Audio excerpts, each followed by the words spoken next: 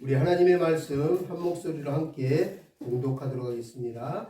나는 선한 싸움을 싸우고 나의 달려갈 길을 마치고 믿음을 지켰으니 이제 후로는 나를 위하여 의의 면류관이 예비되었으므로 주 곧 의로우신 재판장이 그날에 내게 주실 것이며 내게만 아니라 주의 나타나심을 사모하는 모든 자에게 도니라. 아멘.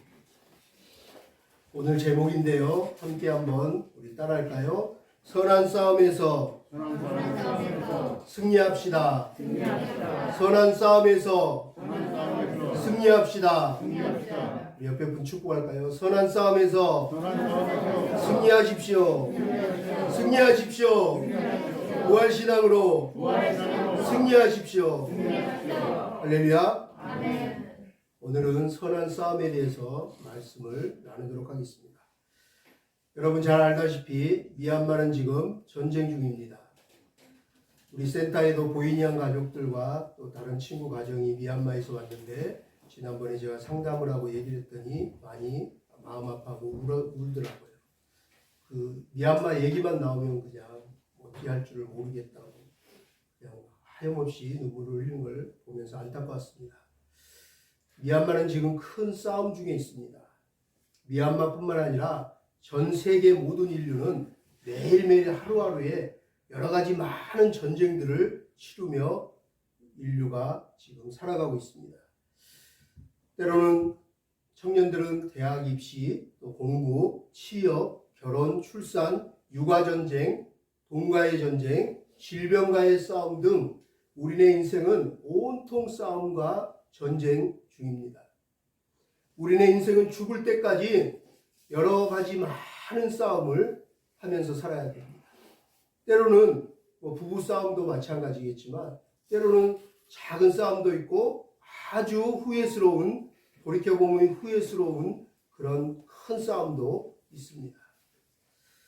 끝날 것 같다가 다시 시작된 코로나19 바이러스와 우리는 여전히 싸움을 하고 있습니다.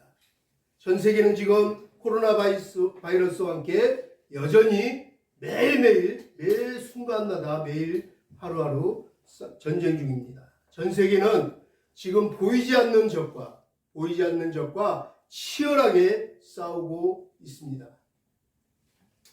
우리는 지금 알게 모르게 우리의 삶에서 여러 가지 많은 것들과 싸웁니다. 보이는 것들과도 싸우고 사람하고도 싸우고 돈과도 싸우고 또 보이지 않는 바이러스나 보이지 않는 영적 어둠의 흑암의 권세들, 악한 영들과도 싸워야 합니다. 안 싸우고 인생을 살 수 있는 사람은 단 한 사람도 없습니다. 모두 다 그 싸움을 치르고 있습니다. 그런데 그 싸움에서 어떤 태도와 자세를 갖느냐가 중요합니다. 믿음이 있느냐 없느냐는 더욱더 중요합니다. 그 사람의 생각과 마음에 긍정적이냐 부정적이냐 너무 중요합니다. 그 싸움에서 지느냐 이기느냐 그것만이 남았지 다 싸우고 있습니다. 오늘 이 말씀을 듣고 우리 모두는 크고 적은 싸움에서 모두 다 최후 승리하는 부활 승리하는 저와 여러분 되기를 주의 이름으로 축원합니다. 할렐루야. 예전에 제가 한번 싸움에 대해서 한번 말씀을 나누었어요. 그러면서 지난번 제가 여러분 이 세상에서 싸움을 제일 잘하는 사람 누군지 아십니까? 했더니 우리 김필영 목사님과 누가 정영숙 사모요. 그렇게 얘기를 해서 우리가 막 웃었습니다.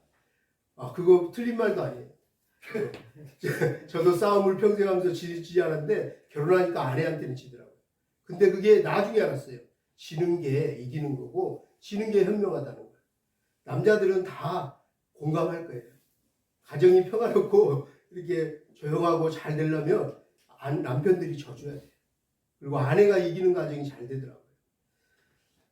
그런데 제가 그 질문을 했던 진짜 이유는 그 대답을 듣고 싶었던 건 이 세상에서 가장 전쟁을 잘하시고 싸움을 잘하시는 분은 하나님이십니다.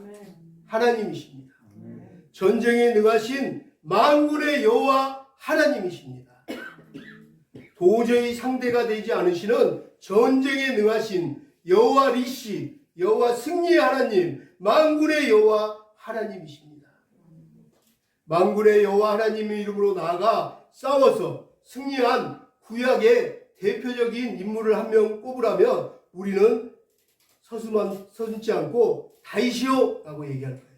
다윗은 아직 성인이 되기 전에 청소년 때 아주 어렸을 때 기도 이만할 때 골리앗 3m 가까이 되는 지구 역사상 가장 키가 컸다고 하는, 가장 체격이 좋았다고 하는 그 블레셋의 장수 군대 장관이었던 골리앗과 청소년 아직 성인도 안 되는 아주 꼬마 아이와 전쟁에 그 나라의 운명을, 가족의, 자녀들의 생사를 달린 그 전쟁에서 어린 다윗이 골리앗을 한 방에 물맷돌을 던져서 이마에 관자놀이에 정통해서 쓰러뜨린 것을 우리는 잘 알고 있습니다.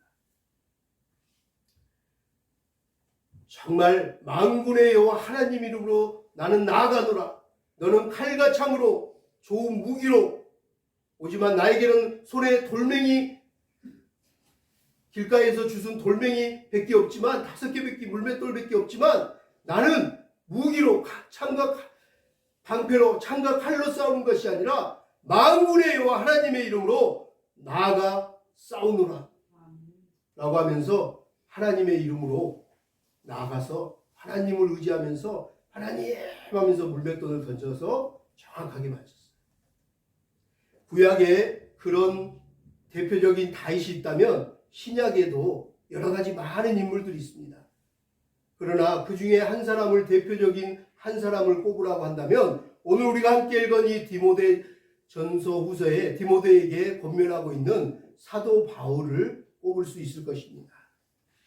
우리가 함께 읽은 이 디모데 후서는 사도 바울이 자신의 제자이고 자신의 영적으로 품은 믿음의 아들인 디모데에게 어떻게 하나님의 사역을 감당할 건지, 어떻게 사명을 감당하고 살 건지, 어떻게 교회를 어떻게 목회할 것인가에 대해서 이렇게 권면하고 언급하는 내용들 편지입니다. 그런데 오늘 우리에게 주신, 우리가 함께 읽은 이 디모데전서 마지막 부분에서는 교회의 그런 행정의 문제보다는, 그런 이야기보다는 하나님의 사람으로서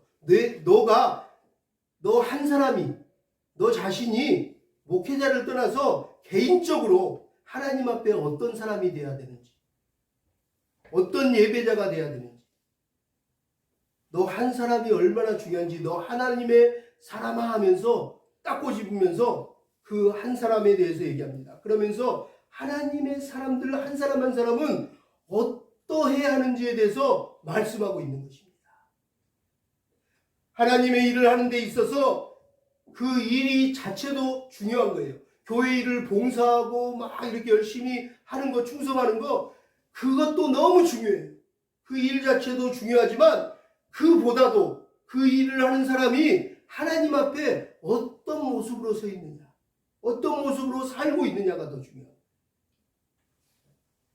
우리 한 사람 한 사람이 주님 앞에 나는 과연 어떤 사람이 되어야 하느냐, 하나님 보시기에 나는 어떤 마땅한 사람이 되어야 하는고, 그것을 우리가 고민할 수 있도록 중요한 질문을 우리에게 사도 바울이 던지고 있습니다. 여러분, 사람에게는 각자의 이름이 있습니다. 여러분도 이름이 있으시잖아요. 그 이름은 그 사람의 아이덴티티를 얘기해요. 그 사람의 모든 것을 담고 있어요. 그 사람의 출생, 그 사람의 부모, 형제, 자녀, 그 사람의 출신 학교, 학력, 직장, 모든 것들을 다 담고 있어요. 그 이름 안에 담을 수 있는 게 너무 많은 거예요. 그 이름은 바로 그 사람을 대표하는 거예요. 아, 누구? 그러면 그 사람 막 하면서 너무 많은 정보를 담고 있어요. 사람마다 이름도 있는데요. 우리 특히 북한에서 오신 분들은 본명 말고 가명이 굉장히 많아요. 때로는 본명도 있고 가명도 있고요. 또 친구들에게 어렸을 때부터 들었던 별명들이 많아요. 저도 참 별명이 많았는데요. 대표적인 별명은 무열 거꾸로 해서 열무김치입니다. 열무 한 다발에 500원 아작아작 씹어 먹으면 맛있겠다 그러고 막 초등학교 때부터 여자 동창들이 맨날 저만 보면 맛있겠다 씹어 먹자 막 이렇게 막 약 올렸었어요. 누군가에게 다 또 이런 별명이 있습니다. 사도 바울은 또 우리 별명 말고 또 개인에게 호가 있잖아요. 호라는 것도 있습니다. 사도 바울은 디모데를 끔찍이 사랑했어요. 정말 육적으로 낳은 아들은 아니지만 영적으로 낳은 아들 너무 끔찍이 사랑했어요. 그래서 디모데를 부르는 이름들이 성경에 보면 다양하게 나와요. 디모데를 이렇게 불렀다가 저렇게 불렀다가. 저도 사실은 우리 해강이 부를 때 아들 이렇게 부르기도 하다가 해강이 그리고 또 빵꾸 똥꾸 막 이렇게 또 별명을 부르기도 하고 이렇게 다양하게 부르듯이 사도 바울도 애정을 담아서 디모데를 불렀어요. 그러면서 어떤 때는 동역자라고 얘기하기도 하고 또 나의 형제라고 영적인 아들인데 나의 형제라고 얘기도 하고 하나님의 일꾼이다 라고 얘기하고 어디서는 내 아들아 라고 부르기도 해요. 오늘 본문 11절에서는 뭐라고 부릅니까? 너 하나님의 사람아 라고 불러요. 너 하나님의 사람아. 우리 한번 옆에 분 축복하면서 불러볼까요? 너 하나님의 사람아. 너 하나님의 사람아. 축복할까요? 당신은 하나님의 사람이십니다. 한 번 더 할까요? 당신은 하나님의 사람입니다. 할렐루야. 너 하나님의 사람아. 이렇게 사도 바울은 디모데에게 애정을 닮아 부르면서 담아서 듬뿍 담아 부르면서 이렇게 얘기합니다. 너 하나님의 사람아, 내 아들아. 유언처럼 얘기합니다. 뭐라고 얘기합니까? 너는 믿음의 선한 싸움을 싸우라. 믿음의 선한 싸움을 싸우라! 라고 명령하고 있습니다. 우리 옆사람과 이렇게 다시 한번 인사할까요? 너 하나님의 사람아. 너 하나님의 사람아. 믿음의 선한 싸움을 싸우라. 믿음의 선한 싸움을 싸우라. 할렐루야. 사랑하는 가족 여러분, 우리 사랑하는 하늘 가족 여러분, 여러분들은 하나님의 사람이십니까? 하나님의 사람이십니까? 그렇다면 오늘 성경이 우리에게 하시는 말씀을 잘 들으십시오. 오늘 성경은 우리에게 믿음의 선한 싸움을 싸우라고 명령하고 있습니다. 이 코로나에 하루 그냥 자꾸 낙심되고 지치고 포기하지 말고 주저앉지 말고 믿음의 선한 싸움을 싸우라고 힘써 싸우라고 하나님께서 우리에게 사도 바울을 통해서 권면하고 있습니다. 힘을 내시고 이 믿음의 선한 싸움을 싸워 승리하시기를 축복합니다. 아멘. 이제 우리 백성인 집사님 앞으로 암으로 힘겨운 싸움을 치르게 될 것입니다. 우리 백성인 집사님뿐만 아니라 그 옆에서 하루 24시간 같이 또 병간호하며 돌봐야 되는 우리 김필영 집사님도 정말 안가의 힘든 싸움을 싸워야 합니다. 때로는 힘들고 지치고 우울하고 포기되고 낙심되고 원망스럽기도 하고 때로는 막 화가 나기도 하고 여러 가지 많은 또 악한 원수 마귀 사탄이 마음을 요동치게 할 것입니다. 그러나 오늘 말씀을 통해서 마음에 새기면서 하나님께서 너 하나님의 사람아, 너 하나님의 사람아, 너는 믿음의 선한 싸움을 싸워라. 선한 싸움을 싸워라 라고 하시는 말씀을 마음에 새기면서 그 싸움에서 반드시 승리하셔서 깨끗하게 치유되어서 완쾌되어서 건강한 모습으로 성령 충만한 모습으로 다시 돌아오셔서 교회를 위해서 충성하는 자가 되시기를 우리 주님의 이름으로 축원합니다. 우리 그리스도인들의 삶은 매 시간 매 순간 매일매일 매 순간이 다 전쟁이고 싸우는 인생입니다. 싸우며 사는 것이 인생입니다. 싸우는 중입니다.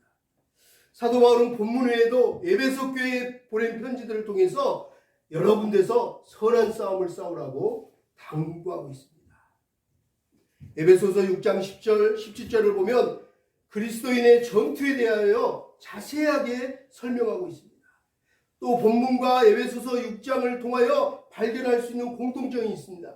그것은 그리스도인들의 싸움은 눈에 보이는 사람과 남편과 아내와 자식과 이웃과 싸우라고 하는 것이 아니에요. 여기서 성경에서 말하는 싸움은 혈과 육에 대한 싸움이 아니라 공중의 권세 잡은 자들, 악한 통치자들, 북한의 김정일이처럼 악한 통치자들, 미얀마의 군부를 장악해서 자기 동포 어린아이들까지 마구잡이로 죄없는 사람까지 죽이는 그런 악한 통치자들, 또 보이지 않는 악한 영들, 악한 귀신들, 악한 악령들과 마귀들과 싸우라는 거예요.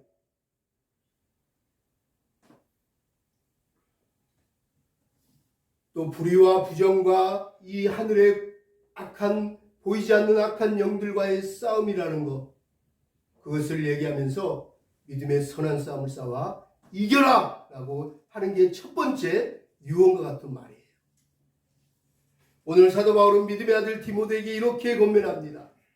오직 너 하나님의 사람아, 이것들을 피하고 의와 경건과 믿음과 사랑과 인내와 온유를 따르며 믿음의 선한 싸움을 싸우라. 영생을 취하라. 이를 위하여 내가 부르심을 받았느니라. 하나님이 왜 불렀다고요?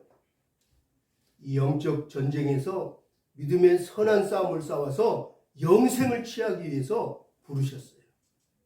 할렐루야. 그러면서 뭐라고 얘기하나요? 그 싸움에서 이겨서 많은 증인 앞에서 선한 증언을 하게 되었도다 라고 얘기해요. 그 선한 증언을 간증을 하라는 얘기예요. 간증을. 할렐루야. 우리 백성인 지사님, 김병희 지사님 오늘 말씀을 듣고 아멘 하셨으니까 승리하셔서 반드시 이 말씀처럼 간증하는 순서를 제가 드릴 테니까 약속하시고 간증을 하고 할렐루야로 우리가 기쁨으로 박수치며 다시 만나기를 소망합니다. 할렐루야. 사도 바울은 하나님의 사람 디모데에게 믿음의 이 선한 싸움을 싸울 것과 당부하면서 성부 하나님께서 영원 전부터 정하신 때 곧 예수 그리스도께서 영광의 구름을 타고 눈으로 볼 수 있게 나타나실 그때까지 사모하는 마음으로 그 말씀의 명령들을 지키며 순전하게 의와 경건과 모든 것을 지키며 순전한 신앙생활을 잘 할 것을 당부하고 있는 말씀입니다. 하나님의 군대, 그리스도의 군사로서 부름을 받는 사랑하는 우리 예수마음교회 하늘가족 여러분, 저와 여러분 우리 모두는 이 싸움에서 반드시 싸워 승리하게 될 것입니다. 할렐루야. 여기서 말하는 싸우라의 문자적 의미는 주석을 제가 찾아보니까 상을 얻기 위해 경쟁하라 라는 원어의 뜻입니다. 상을 얻기 위해서. 또 바울은 특별히 하나님의 사람이 싸우는 싸움은 선한 싸움, 영적 싸움, 상을 얻기 위한 이 땅에서의 싸움임을 강조하고 있습니다. 또한 바울은 본문을 통해서 이렇게 선한 싸움을 싸우고 영생을 얻기 위해 디모데가 하나님으로부터 택함을 받고 선택받고 부르심을 받았다라고 역설하고 있습니다.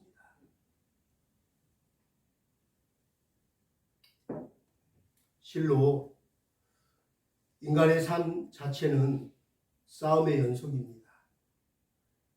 매 순간마다 들어오는 생각과의 싸움을 해야 합니다. 신령과 진정으로 드리는 예배 시간조차도 사단은 우리의 생각과 마음을 막 요동칩니다. 목사님 말씀, 하나님 말씀에 귀를 못 듣게 귀를 자꾸 괴롭힙니다. 생각을 막 흔들어 놓습니다. 다른 걸 보게 합니다. 핸드폰을 보게 하거나 다른 생각으로 막 점령이 옵니다. 계속 일주일주 단위마다 악한 원수 마귀사탄은 우는 사자와 같이 두루 삼킬 자를 찾아 헤매서 계속 생각으로 파고듭니다. 그 생각을 힘들게 합니다. 하나님의 은혜에서 멀어지게 자꾸 만듭니다. 하나님의 은혜가 들어갈 만하면 들리지 않게 딴청피게 하고 우울하게 하고 낙심되고 포기하고 싶고 주저하고 싶고 염려되고 걱정되고 막 분이 올라오고 화가 나고 마귀는 계속 이 싸움을 겁니다. 저와 여러분 우리 모두는 매 순간 매 초마다 이 순간의 싸움에서 이겨야 됩니다. 반드시 싸워야 할 것입니다. 그래서 성경은 죄와 피 터지게 싸워라 라고 얘기합니다. 피 터지게. 여기에서 세상 사람들은 혈과 육의 싸움을 싸우며 살지만 하나님의 사람들은 이제 혈과 육에 대해서 싸우지 말고 세상 사람들 세상 것 때문에 싸우지 말고 하나님의 사람들 너희들은 믿음의 선한 싸움 영적 싸움을 경주하라는 것입니다. 에베소서 6장 12절 말씀에 보면 우리의 씨름은 혈과 육에 대한 것이 아니요 정사와 권세와 이 어둠의 세상 주관자들과 하늘에 있는 악의 영들에게 대함이라 라고 말씀하고 있습니다. 그렇다면 영적 선한 싸움의 대상은 무엇인지 한번 이 시간 살펴보도록 하겠습니다. 저와 여러분 우리가 지피지기면 백전백승이라고 적을 알아야 되잖아요. 그죠? 적이 누군지 모르면 어떻게 해요? 구별 못하면 아군을 죽이는 거예요.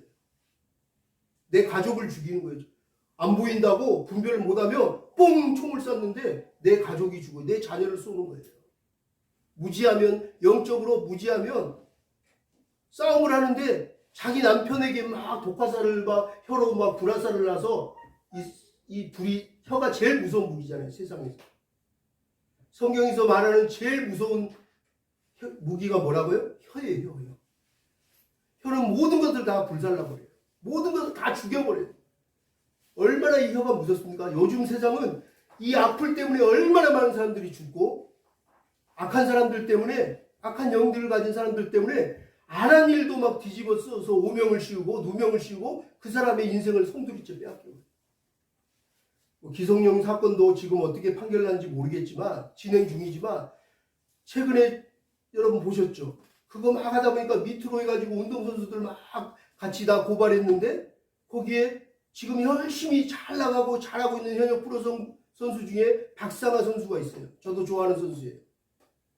참 얼굴도 잘생기고 선하게 생겼어요. 근데 박상하가 기성용처럼 똑같이 학창시절에 그렇게 했다 해가지고 그 동창이 신고를 했어요.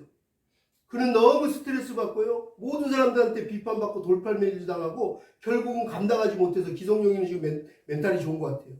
아직도 열심히 매번 경기 나가서 막 좋은 막 성적도 내고 골도 많이 넣고 하는데 박상하는 감당을 못하고 결국은 현역인데 은퇴해버렸어요. 중간에. 이제 앞으로 삶이 망가진 거예요. 그리고 그 학폭에 애들 때리고 뭐 성폭행하고 이런 사람을 중학교, 고등학교 배우고 앞으로 누가 코치를 시킬 거예요. 그의 인생은 이제 끝난 거나 마찬가지. 그런데 얼마 전에 지난주인가요? 그 제보한 사람이 양심선언을 했잖아요. 자기는 그거 보고 그냥 따라서 박사가 그러지 않았는데 그냥 했다. 너무 잘못했다. 이제서 반성한다. 그러고 사과를 했어요. 한 사람의 말 한마디가 일파만파 그 사람의 인생 자체를 그 어떤 사람 연예인들 어떤 사람들 자살해버리잖아요. 이 댓글로 말 한마디에 사람을 죽이게 돼요. 히틀러 같은 사람, 김일성 뭐 이런 힘 있는 사람들의 말 한마디에 미얀마 군부 지금 쿠데타로 장악한 그 사람 말 한마디에 어마어마한 사람들이 죽어나가는 학살당하고 이 혀는 무서운 거예요.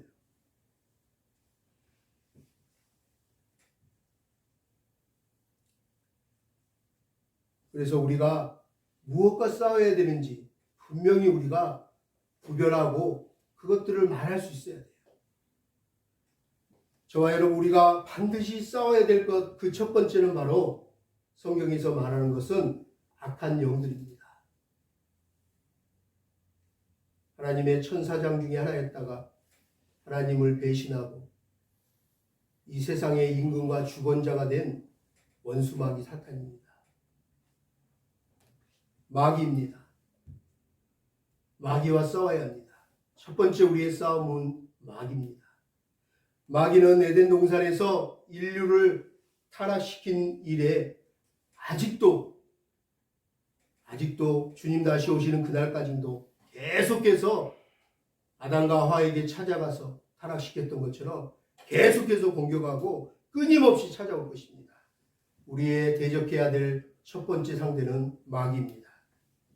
에베소서 6장 11절을 보면 마귀의 계계라고 말씀하고 있습니다. 12절에 보면 혈과 육이 아니라 정사와 권세와 이 어둠의 세상 주권자들과 하늘에 있는 악의 영들이라 라고 하면서 싸움의 대상이 누군지 분명하게 말씀해 주고 있습니다. 그래서 정사와 권세 잡은 자들, 어둠의 세상 주권자들과 불의를 보면 싸우는 것도 그리스도인들, 군사들이 해야 되는 일이에요. 어저께인가요? 뉴스 보면서 인터뷰하는데 너무 마음이 아프더라고요. 총에 40몇 명이 그 현장에서 죽었는데 그 인터뷰하는데 미얀마 그 청소년, 제가 보기엔 20살도 안 되는 것 같아요. 인터뷰하는데 이미 죽기를 각오했다. 죽음이 두렵지 않다. 나는 이미 죽음을 각오하고 이 시위 현장에 나왔다. 내 동생도 나오고 내 여동생도 나오고 형도 나오고 가족들이 다 나왔다. 그 자유를 지키려고, 그 공의를 지키려고 그렇게 죽기까지 각오하고 싸우는데, 그리스도인 너희들은 세상이 끝나는 날, 주님 재림하신 날, 멸망의 날, 심판날에 영원한 지옥 형벌에 가지 않기 위해서 싸우라고 합니다. 그런 마음으로 싸워야 해요. 그런데 요즘 그리스도인들은 무기력해요. 미안한 얘기지만 우리 아들 자랑스러운데 요즘은 자랑을 못할 것 같아요. 우리 아내부터 그래요. 에이, 이게 해병대야? 해병대 아무것도 아니네. 군기가 너무 빠져있어. 옛날 해병대가 아닌 거죠. 요즘 아이들 전쟁 나면 어떻게 하지? 어떻게 싸우지? 할 정도로 해이해져 있어요. 정말 저 20대, 우리 백성인 집사님, 오긴 집사님, 저보다 더 많은 분들, 연세가 많으신 분들, 예전에 살 때 20대 그런 막 정신으로 세상을 살지 않아요. 그냥 밤새 컴퓨터하고, 밤새 인터넷하고, 낮과 밤이 밖에서 잠자고, 영적으로 영끌 세대라고 그러죠. 영끌 세대. 가상의 공간에서 자꾸 끌려가 버리고, 가상의 현실과 정말 영적인 현실과 이 현실을 구별도 못하고, 요즘 세대들은 앞으로 메타버스를 타고 이 영혼이 끌려가는 거예요. 다 끌려가고 있어요, 지금. 그리고 이제 이상한 세상으로 가상현실로 들어가고 있는 거죠. 가상학대, 가상주상, 가상현실, 이렇게 공간, 이런 걸로 지금 다 가고 있어요. 다 영적으로 끌려가고 있어요. 이길 수 있는 힘이 없어요. 그 뿌리가 없어요. 그걸 부모나 교회와 우리 사명자들이 이 사도 바울처럼 권면하고 당부하고 가르쳐야 되는 거예요. 오늘 이 목회서시는 그 일을 하라고 하나님 우리에게 교훈하는 거예요. 하나님 먼저 선택받고 부르심을 받은 너희요, 너희 영적 아들, 육으로 안 나는 이 영적 아들도 이렇게 하나님의 말씀으로 유언하고 당부하고 권면하는데, 우리는 더 해야죠. 육으로 난 우리 아이들, 우리의 다음 세대들은 그 선한 싸움에서 이길 수 있도록 자녀들을 위해서 기도하고 깨워서 기도하고, 그 악한 영들이 우리의 자녀들을 해하지 못하도록, 세상의 그런 모든 속임수와 학문에 끌려가지 않도록, 철학에 넘어가지 않도록 아이들을 잘 가르치고 양육하는 게, 그게 부모의 도리예요. 좋은 옷 사주고, 아이스크림 사달라고 하면 사주고, 주고, 돈 주고, 해달라는 거 다 해주고, 집 사주고, 이러는 게 부모가 아니에요. 그게 다 부모의 도리가 아니에요. 우리 영적으로도 아이들이 잘 승리할 수 있도록, 잘 세워져 갈 수 있도록, 그 선한 싸움에서 이길 수 있도록, 또 그 선한 싸움을 싸워야 되는 대상이 누군지를 아이들에게 먼저 분별할 수 있도록 가르쳐야 돼요. 우리의 싸움의 대상은 공중의 권세 잡은 마귀며 세상에 불의를 행하고 있는 집권자들과 그들의 악한 꾀인 것입니다. 만일 그리스도인들끼리 우리끼리 막 서로 우르렁거리고 교회끼리 교인들끼리 막 서로 싸운다면 제일 좋아하고 박수치면서 웃는 사람이 있어요. 누굴까요? 마귀예요. 마귀가 오 잘한다, 너희들 잘한다, 오 그래 너희끼리 막 싸워봐라, 오 교회들이 싸우는구나 소송하고 짓듣고 목사와 장로와 막 교인들과 싸우고 오 잘한다 김치 싸 오 막 하면서 기뻐할 사람하고 박수치는 사람은 마귀예요. 하나님은 어떠실까요? 반대로 그 모습을 지켜보면서 하나님은 어떠실까요? 마귀는 갖은 수단과 방법을 동원하여 교회와 성도들의 힘을 빼놓으려고 합니다. 분산시킵니다. 분열시킵니다. 그리고 교회가 머리를 들지 못하도록 치명타를 가해서 파괴하려고 온갖 공작을 다 펴고 있습니다. 그래서 악한 권세자들이 권력을 잡으면 교회 탄압이 오고 교회가 어려워요. 우리의 싸움은 공중에 권세 잡은 마귀들임을 잊지 않고 거기에 휘말리면 안 됩니다. 우리가 마귀의 도구가 될 수 없다는 말입니다. 우리를 넘어뜨리고 멸망시키려는 원수 마귀와 싸워서 승리하는 저와 여러분 모두가 되기를 주님의 이름으로 축복합니다. 아멘. 할렐루야. 아멘. 우리가 반드시 싸워야 될 두 번째 대상은 누굴까요? 두 번째는 성경은 바로 죄라고 얘기합니다. 죄. 너희는 죄와 피 터지게 싸우라 라고 얘기합니다. 무엇과 피 터지게 싸우라고요? 죄. 왜요? 죄의 싹은 사망입니다. 사망이 영원한 사망입니다. 영원한 지옥, 영원한 형벌이기 때문에 죄와 싸워야 됩니다. 그래서 하나님이 우리에게 양심을 심어놨어요. 선한 양심을. 아 이러면 안 되지. 이렇게 살면 안 되지. 내가 인간으로서 차마 이렇게 불법을 행하며 살면 안 되지.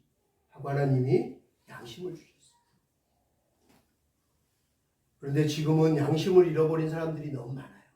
성경의 마지막 때가 되면 양심에 화인맞은 자들을 얘기를 하고 있어요. 죄는 멸망성이 있어서 하나님의 축복과 은혜를 가로막고 방해합니다. 로마서 6장 23절에 죄의 싹은 사망이라고 했는데요. 그러므로 영생을 얻기 위해서는 반드시 우리는 죄와 싸워야 합니다. 죄를 이기는 방법을 성경은 가르쳐 주셨어요. 죄를 이기는 방법이 뭘까요? 죄를 이길 수 있는 방법을 한자로 여러 가지 교리로 얘기를 하는데요. 제가 그 교리를 공부하면서 어저께 한자로 압축했어요. 이게 맞는지 모르겠지만요. 저는 죄를 이기는 방법이 이거구나 하고 그 많은 것 교리들을 정리했어요. 한 줄로. 예수 그리스도의 보혈을 믿고 예수님의 능력 안에 거하는 것입니다. 예수 그리스도의 그 십자가의 보혈을 먼저 믿어야 돼요. 그 믿음이 세상을 이깁니다. 모든 것을 이깁니다. 세상의 모든 것들을 이길 수 있어요. 예수 그리스도께서 나를 위하여 이 땅에 오셔서 그 거룩하신 분이 오셔서 아무 흠도 죄도 없는데 나의 죄를 대신 져서 그 골고다 중한 언덕 그 고통당하면서 손과 발에 물과 피를 아낌없이 다 쏟으시며 나를 위해 속죄하셨다는 것. 내 죄를 용서해 주셨다. 그러기 위해서 오셨다는 것. 내가 그 예수님을 믿음으로 이제 악한 원수 마귀 사탄으로부터 죄로부터 자유해 준다는 것. 예수 안에 진리 안에 거하는 자는 자유함이 있으리라. 그리고 그 예수님의 보혈의 은혜를 믿고 예수님의 능력을 믿어야 돼요. 예수님의 그 부활의 능력을 믿어야 돼요. 부활의 능력까지 더해지면 어떤 질병도 어떤 죽음의 공포도 이길 수 있어요. 사망의 두려움도 이길 수 있어요. 왜요? 부활 신앙이 있기 때문에. 나는 죽는 것이 아니라 내가 복락 누릴 거라는 확신이 있기 때문에 그 부활에 예수 그리스도의 부활의 능력이 있어야 합니다. 사랑하는 여러분, 우리네 인생의 영적 전쟁에서 가장 용기를 붙들어 주는 것이 무엇일까요? 무엇일까요? 바로 부활에 참여할 수 있다는 것입니다. 우리에게 하나님이 예수 그리스도를 믿으면 제일 먼저 우리가 가장 큰 힘이 되고 이길 수 있고 우리의 소망인 것은 영원한 생명입니다.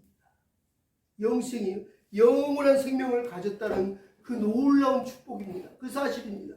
고통도 슬픔도 이 땅에서 막 괴롭고 죽고 싶었던 힘든 시간들, 그런 시간들이 아닌 하나님의 은혜와 여호와 샬롬의 평강의 온전한 그 상태에서 영원히 하나님과 안식하며 누릴 수 있는 영원한 생명을 예수 그리스도 은혜 안에서 우리가 누릴 수 있다는 것입니다. 죽는 그날까지 끝까지 죄와 피 터지게 싸워 승리하여 영생 복락을 다 누리게 되는 저와 여러분 되기를 주님의 이름으로 축원합니다. 아멘. 할렐루야. 아멘. 세 번째 싸워야 될 대상이 있습니다. 누굴까요? 저는 세 번째 싸워야 될 대상이 개인적으로는 제일 힘듭니다. 제 자신이 지금도 훈련하고 있어요. 매일 훈련하고 있어요. 어쩔 때는 막 성경 통독하고 찬양하고 막 은혜 충만하고 방언기도 막 했는데 그냥 싸움이 일어나기도 막 나쁜 생각이 들기도 하고 하나님 앞에 내가 왜 이러지? 하고 부끄럽기도 하고 뭘까요? 세 번째 싸워야 될 대상이 있습니다. 바로 내 자신입니다. 자신.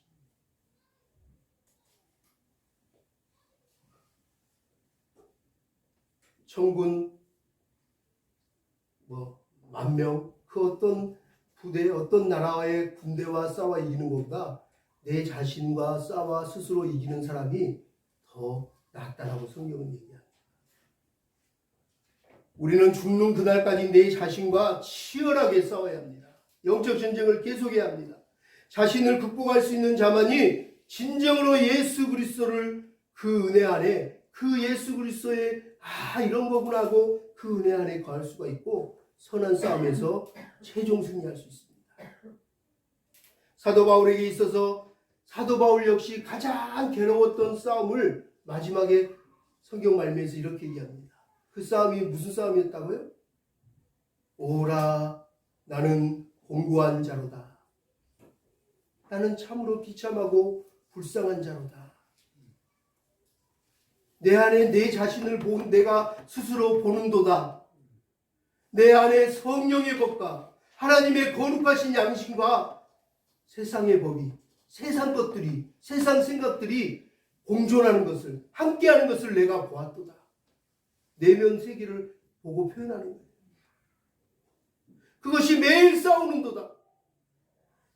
그런데 그 사망의 힘에 원수마귀 사탄의 힘이 얼마나 큰지 나를 사로잡아서 끌고 가는 것을 내가 보는도다. 그 위대한 사도 바울도 고백해요. 우린 연약해요. 우리는 하나님 앞에 갈 때까지 연약해요. 이 땅 사는 동안 완전할 수 없어요. 오직 완전하신 분은 한 분이시니 예수 그리스도밖에 없다고 성경은 말하고 있어요. 우리는 실수하고 넘어져요. 죄질 수도 있어요. 그런데 마귀가 그럴 때 공격해서 그래 넌 그러지 하고 막 끌고 가요. 그럴 때 끌려가는 것을 보았어요. 사도 바울도. 그런데 그 생명의 법보다 더 큰 법이 나를 잡아주시고 나를 이끌어주시는 걸 또 고백해요. 그게 뭐예요? 성령의 법이에요. 하나님께서 나를 지켜주시는 거예요. 나를 다시 사단에게서 빼앗아 오는 거예요.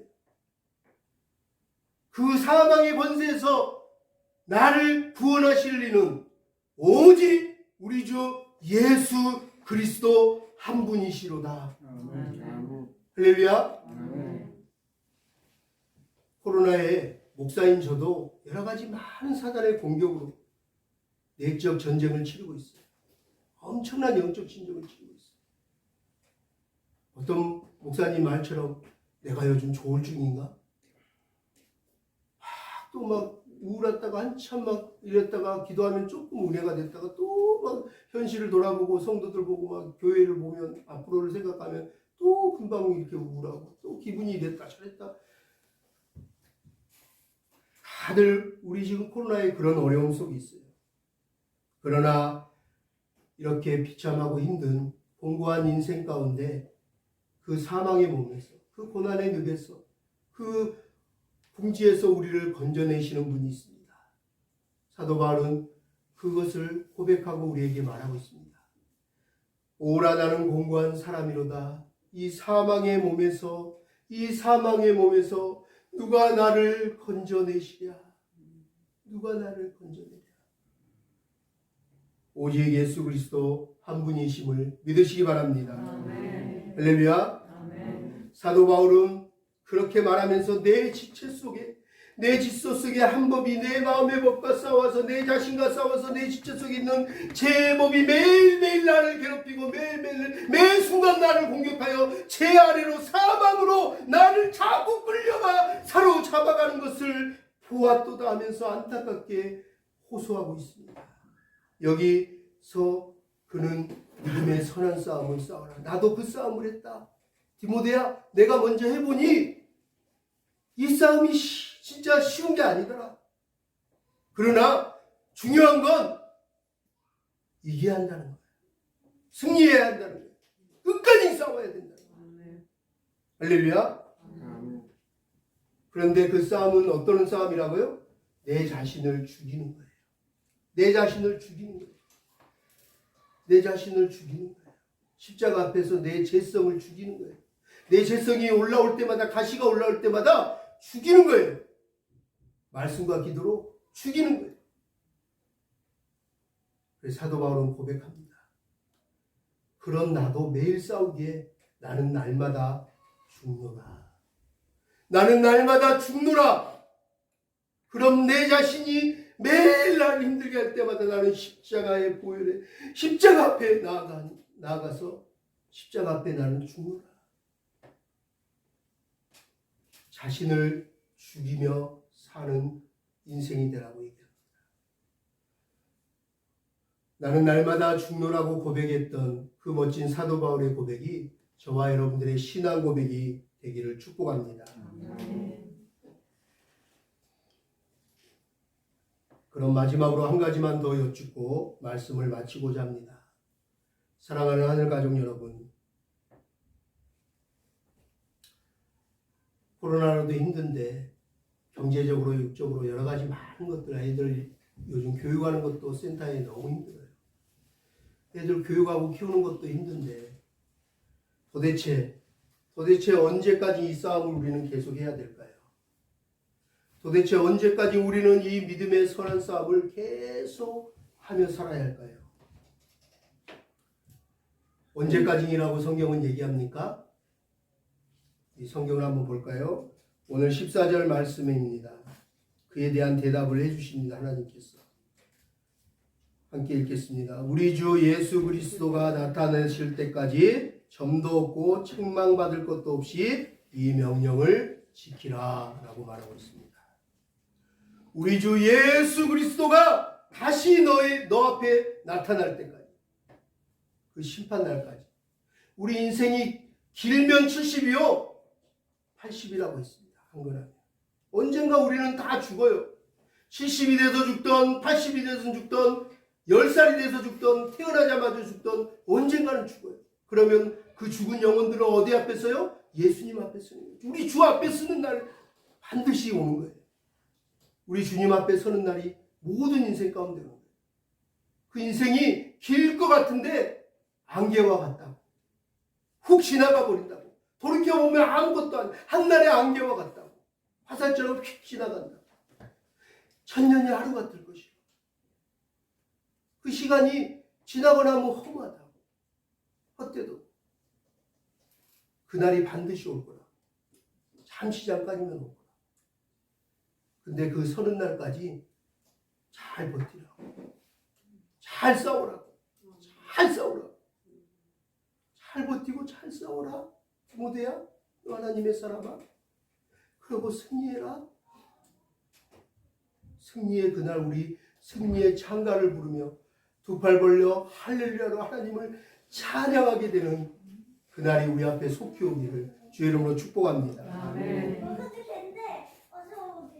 우리의 믿음의 선한 싸움은 예수님이 재림하실 때까지입니다. 예수님 앞에 우리가 가는 그 순간까지입니다. 예수님 앞에 서는 그때까지 우리의 믿음의 이 선한 싸움은 계속적으로 끊임없이 싸워야 할 것입니다. 여러 가지 많은 세상의 문제들로, 자녀들 문제, 여러 가지 많은 인생의 문제들로 싸워야 할 것입니다. 그 싸움에서 하나님 앞에 섰을 때 참잘하였다 착하고 충성된 자와 칭찬받으며 책망받지 않게 되기를 지금 사도 바울은 디모데에게 권면하고 있습니다. 당부하고 있습니다. 그날에 책망받을지 않도록 하거라. 책망받지 마라. 목숨을 걸고 싸워라. 목숨을 걸고. 네가 심판대 앞에 갔는데 책망받으면 얼마나 부끄럽고 얼마나 구원받지 못하고 얼마나 원통하고 이제 기회가 없다면 어떻게 할래? 우리 신의 신과 함께라는 영화 보셨나요? 신과 함께 원투까지 나왔는데 그날이 오면 어떻게 하실 거예요, 여러분? 그날에 너 제 옛날에 이랬지 하고 다 하나님 물어보실 거예요. 그날에 섰을 때 하나님 앞에 책망받지 않는 인생이 되도록, 부끄럽지 않는 인생이 되도록 의와 경건을 지키며 믿음을 지키며 선한 싸움을 싸워 잘 인생을 살았더라. 하나님 앞에 칭찬받는, 참 잘했다 착하고 충성된 자와 칭찬받는 우리 모두가 되기를 축복합니다. 말씀을 마치겠습니다. 저는 얼마 전에 우리 최영민 지사님 집에 갔다가 신방 갔다가 시간이 약간 봉사하는 시간이 다음 집 가야 될 푸드뱅크 물품 나눠줄 시간이 전화했더니 좀 목사님 제가 밖에 나와 있어요 해서 한 3-40분 시간이 있어서 혼자 그 뒤에 장릉산에 가서 운동을 산책을 했습니다. 그리고 걸어가면서 기도를 하고 내려왔는데 돌다 보니까 그 모퉁이를 도니까 묘지가 엄청나게 많은 데가 있더라고요. 장릉에. 그 묘지를 보면서 십자가가 있는 것이 있고 절 표시가 있는 게 있고 아무 표시가 없는 게 숫자를 쳤어요. 그래도 감사한 게 십자가가 많긴 많더라고요. 그나마 십자가가 많구나 위안이 됐어요. 그런데 거기에 보니까 묘비에 묘비명이 써 있는 데들이 있었어요. 안 써 있는 사람도 있었어요. 많았어요. 근데 묘비명이 막 써 있었어요. 그래서 묘비에 뭐라고 썼나 하고 이렇게 쳐다봤어요. 여러 가지 많은 묘비명으로 한 줄로 압축해 놨더라고요. 자손들이. 그를 알던 사람들이. 그런데 제가 지금까지 인생의 묘비 중에서 가장 제가 인상적으로 감동적으로 남은 묘비명이 있습니다. 예전에 한번 얘기했는지 모르겠지만 그 사랑의 교회 안성 수양관에 갔을 때입니다. 교육하고 이렇게 산책을 하는데 거기에 사랑의 교회 오카는 목사님 묘비가 있더라고요. 묘가 있더라고요. 그리고 그 묘비가 세워졌어요. 비석이. 거기에 오카는 목사님이 유언으로 해서 그걸 써놨더라고요. 바로 오늘 우리가 함께 읽었던 사도 바울의 이 고백이 그의 묘비명에 써 있었어요. 그분의 묘비의 비석에. 나는 선한 싸움을 싸우고 나의 달려갈 길을 마치고 믿음을 지켰으니 이제 후로는 나를 위하여 의의 생명의 면류관이 예비되었으므로 주 곧 의로우신 재판장이 그날에 내게 주실 것이며 내게만 아니라 주의 나타나심을 사모하는 모든 자에게 도니라. 할렐루야. 사랑하는 여러분, 여러분의 생의 끝자락은 과연 어떠할지 한번 이 시간 집에 돌아가서 생각해 보시기 바랍니다. 여러분이 죽어서 여러분 묘비에 어떤 글로 여러분들이 기억되기를 원하십니까? 여러분의 묘비명에 기록할 말을 한번 생각해 보시기 바랍니다. 저는 이 말씀을 준비하면서 예전에 제가 은혜 받았을 때 묘비명을 이미 다 저는 정해놨어요. 그래서 아마 우리 아내나 혜강이가 나중에 써주기를 저는 부탁할 것 같아요. 제가 쓴 묘비명입니다. 동일의 마중물, 예수님의 기쁨의 종, 이무열 목사, 이제 하나님 아버지의 품에 영원히 안겨 안식하노라. 저는 그렇게 기억되기를 원합니다. 하나님이 저에게 주신 통일의 마중물, 우리 재단법인 우리들이 하나센터의 이 사명 잘 감당해서 제 이름의 뜻대로 예수님의 기쁨이 되는 자라는 제 이름의 뜻대로 부끄럽지 않고 책망받지 않고 예수님의 기쁨의 종이 되어서 우리 하나님 아버지 품에 안겨서 영원히 안식하기를 소망합니다. 사랑하는 여러분, 이제 오늘 말씀을 생각하면서 여러분의 삶의 인생에 남은 시간이 과연 어떠한 인생이 되어야 될지 한번 고민해 보시기 바랍니다. 한번 생각해 보고 여러분들도 묘비에 새길 글을 한 번씩 적어서 보시기 바랍니다. 사도 바울처럼 마지막 삶의 끝자락에서 자신의 인생을 돌아보면서 후회하지도 않고 해석하지도 않고 이루지 못한 것도 없고 마무리 못한 채 떠난다는 찝찝한 느낌도 없이 후회하지 않는 그런 멋진 인생들이 다 되어지기를 소망합니다. 사도 바울이 너 하나님의 사람아 이렇게 사랑을 담아 영광스러운 호칭을 사용하면서 하나님의 사람이 된 자는 그의 합당한 삶을, 그런 삶의 예배를 드려야 할 것을 오늘 하나님 우리에게 말씀하십니다. 실로 하나님의 사람인 우리는 세상에 썩어질 것들을 구하고 멸망의 요인을 철저하게 피하며 살며 의와 경건과 믿음과 사랑과 인내와 온유를 쫓으며 믿음의 선한 싸움을 싸우는 가운데 영생을 취하는 삶을 살아야 합니다. 저절로 가만히 있기만 한다고 그런 축복이 은혜가 임하는 것이 아닙니다. 그렇게 제대로 그냥 스스로 될 거라고 생각하지 마십시오. 하나님은 분명히 뭐라고 얘기했습니까? 어떤 사람들이 그렇게 된다고 했어요? 천국은 침노하는 자의 것이니라. 천국은 침노하는 자의 것이니라 라고 말했습니다. 사모하시기 바랍니다. 애쓰시기 바랍니다. 힘쓰시기 바랍니다. 침노하십시오. 침노하십시오. 사도 바울은 마지막으로 저와 여러분들에게 이 믿음을 끝까지 지키며 믿음의 선한 싸움을 잘 싸워 우리가 하나님이 예비하신 의의 생명의 면류관을 다 받아 써서 우리 주님 앞에 섰을 때 점도 없고 흠도 없이 책망받지 않고 참 잘하였도다 착하고 충성된 요와 칭찬받기를 원합니다.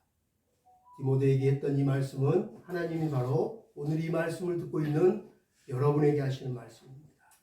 저에게 하는 말씀입니다. 저와 여러분 우리에게 하시는 말씀입니다. 이 말씀을 여러분 오늘 마음에 새기면서 앞으로 남은 인생을 믿음의 선한 싸움을 싸워 승리하는 자로, 반드시 승리하는 자로 멋지게 살아가기를 소망합니다. 아멘. 우리 한번 마지막으로 고백할까요? 내가 선한 싸움을 싸우고 선한 싸움을 싸우고 나의 달려갈 길을 마치고 나의 달려갈 길을 마치고 믿음을 잘 지켰노라. 믿음을 잘 지켰노라. 할렐루야. 여러분 그 고백 아멘으로 하셨으니까 선한 싸움 싸우십시오. 그리고 끝까지 잘 경주하셔서 우리 주님 앞에 함께 쓰고 그날에 함께 칭찬받고 함께 의의 면류관 받아 쓰는 우리 예수와 함께 하늘가족 되기를 축복합니다. 우리 그리고 마지막으로 저는 이 말씀을 준비하면서 특별히 우리 모두에게도 하신 말씀이지만 제가 매일 요즘 기도하면서 이 말씀을 준비하면서 이 말씀이 하나님 앞에 들리면서 많이 울었어요. 이 말씀으로 우리 백성인 지사님, 김필룡 지사님 하나님이 위로하시라고 이 말씀을 마음에 새기라고 저에게 권면하라고 당부하라고 주신 말씀이에요. 레마의 말씀이에요. 그래서 마지막으로 우리 사랑하는 백성인 지사님, 김필룡 지사님 앞으로 암으로 힘든 싸움을 하겠지만 그 모든 시간들 가운데 순간들 가운데 주의 영이 함께 하셔서 선한 싸움에서 반드시 그 싸움에서 승리하시기를 바랍니다. 반드시 승리하십시오. 그리고 건강한 모습으로 돌아오시기를 부탁드립니다. 꼭 돌아오십시오.